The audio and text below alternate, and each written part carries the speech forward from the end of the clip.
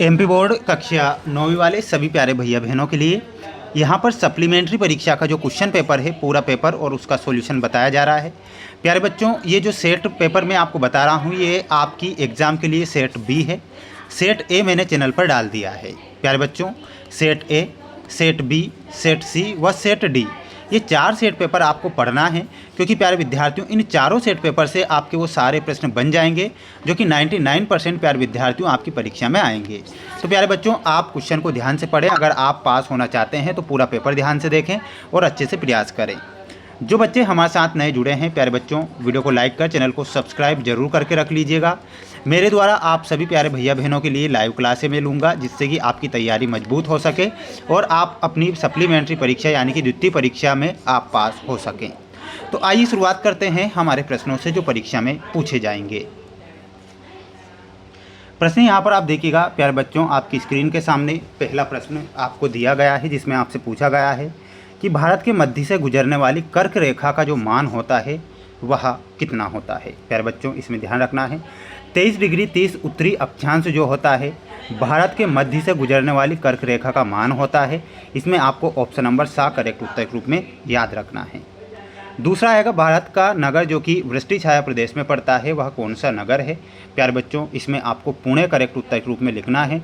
पुणे जो होगा आपका सही उत्तर होगा। लुई 16वां किस वंश का राजा था। प्यारे विद्यार्थियों, ये बुर्बो वंश का राजा था लुई 16वां, तो इसमें आपको बुर्बो वंश लिखना है। प्यारे बच्चों, आप वीडियो को लाइक जरूर करें। आपका भाई आपके लिए लगातार मेहनत जरूर कर रहा है। और प्यारे विद्यार्थियों, आपके लिए 4 सेट पेपर के बारे में मैं कह चुका हूँ, वो चारों सेट पेपर आ जाएंगे, आप निश्चिंत रहिएगा। PDF चाहिए तो PDF के बारे में बता सकते हैं आप हमें। बाद में वयस्क मताधिकार की उम्र कितनी है, तो इसमें आपको 18 वर्ष लिखना है। पालमपुर गांव में हाई स्कूल की संख्या कितनी थी, तो प्यारे विद्यार्थियों हाई स्कूल की संख्या 1 थी और हाई स्कूल और हायर सेकेंडरी की संख्या 2 थी, लेकिन एक हाई स्कूल था। मानव संसाधन के रूप में जाना जाता है, तो मानवीय पूंजी को मानव संसाधन के रूप में जाना जाता है। इसमें आपको मानवीय पूंजी ध्यान रखना है। इसके बाद हम बढ़ेंगे हमारे अगले प्रश्न की ओर। अगला प्रश्न देखिएगा, ये आपके रिक्त स्थान वाले क्वेश्चन हैं जो परीक्षा में आपको दिए जाएंगे। अरब सागर भारत की दिशा में स्थित है, तो अरब सागर जो है भारत की पश्चिम दिशा में स्थित है, तो इसमें आपको क्या लिखना है, पश्चिम दिशा। 2 नदियों के बीच की भूमि को क्या कहा जाता है, तो उसे दोआब के नाम से जाना जाता है।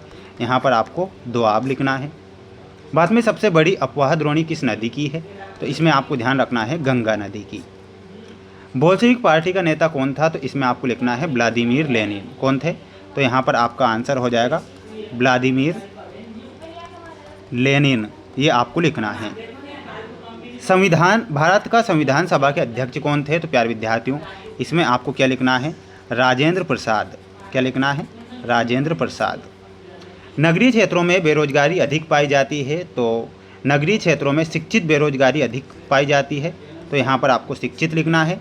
ये आपके रिक्त स्थान आएंगे परीक्षा में, आप इसका एक स्क्रीनशॉट लेकर याद कर ले। प्यारे बच्चों, ये आपका अगला क्वेश्चन है, आपकी स्क्रीन के सामने है।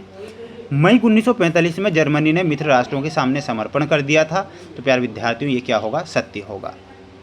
मेरी एंतोइनेट लुई 16वां की पत्नी थी, ये भी बात सत्य है। वहीं जावा का संताल समुदाय लकड़ी काटने में कुशल था, ये गलत हो जाएगा आपका। वहीं अगला क्वेश्चन आएगा, भारत में लोकसभा सदस्यों की संख्या 230 है। प्यारे विद्यार्थियों गलत होगा ये भी। भारत का प्रधानमंत्री द्रौपदी मुर्मू, गलत होगा। वहीं मनरेगा के माध्यम से शहरों में प्रति 100 दिन का रोजगार उपलब्ध करवाया जाता है, तो ये आपका सत्य हो जाएगा, तो आप ये करेक्ट करेंगे। प्यारे बच्चों, बढ़ेंगे अगले क्वेश्चन की ओर। अगला क्वेश्चन ये आपकी जोड़ी है स्क्रीन के सामने, आप ध्यान से पूरी जोड़ी को देख लीजिएगा। चिल्का झील कहाँ पर है, तो चिल्का झील जो है वो ओडिशा में स्थित है। वहीं मीन कैंप, तो मीन कैंप के रचयिता कौन थे, तो प्यारे विद्यार्थी इसमें आपको मिलाना है एडोल्फ हिटलर से। बस्तर में आपको ऑप्शन नंबर द छत्तीसगढ़ हो जाएगा।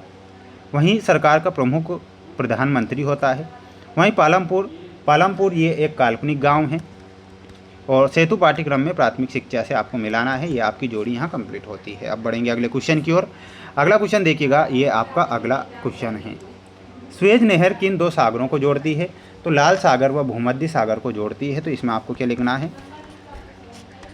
लाल सागर व भूमध्य सागर। भूमध्य सागर। ताप्ती नदी का उद्गम कहाँ से होता है, तो ताप्ती नदी का उद्गम मुल्ताई से होता है। मुल्ताई ये कहाँ पर स्थित है, तो इसमें आपको बैतूल ध्यान रखना है। अगला है वाइमर के समर्थकों को क्या कहा जाता है, तो नवंबर का अपराधी उन्हें बोला जाता है। तो यहाँ पर क्या लिखना है, नवंबर का अपराधी, ये आप लिखेंगे। डॉक्टर नेल्सन मंडेला को किस जेल में रखा गया था, तो रोबेन द्वीप में रखा गया था। यहाँ पर आपको लिखना है रोबेन द्वीप। आम चुनाव क्या होता है प्यारे विद्यार्थियों, आम चुनाव के बारे में आपको कमेंट बॉक्स में बताना है। देखते हैं कौन बच्चा आंसर देगा। छिपी हुई बेरोजगारी का दूसरा नाम क्या है, तो उसे छिपी हुई बेरोजगारी का प्रच्छन्न बेरोजगारी के नाम से उसे जाना जाता है। तो यहाँ पर क्या लिखना है, प्रच्छन्न बेरोजगारी। तो ये आपको यहाँ पर लिखना रहेगा, स्क्रीनशॉट ले लीजिए। इसके बाद देखिएगा प्यारे बच्चों, ये पूरा पेपर है आपकी स्क्रीन के सामने और इन सभी के आंसर देखिएगा, सभी के आंसर जो कि मैं आप सभी प्यारे भैया बहनों को नेक्स्ट वीडियो यानी कि लाइव क्लासों में बताऊंगा। लाइव क्लासों में जुड़ना है अगर आप वाकई पास होना चाहते हैं। चैनल पर नए हैं तो चैनल को सब्सक्राइब जरूर करें। इसके बाद सेट सी भी मैं बता दूंगा, सेट डी भी बता दूंगा। तो बिल्कुल निश्चिंत रहिएगा, पढ़िएगा, मेहनत करिएगा। जय हिंद।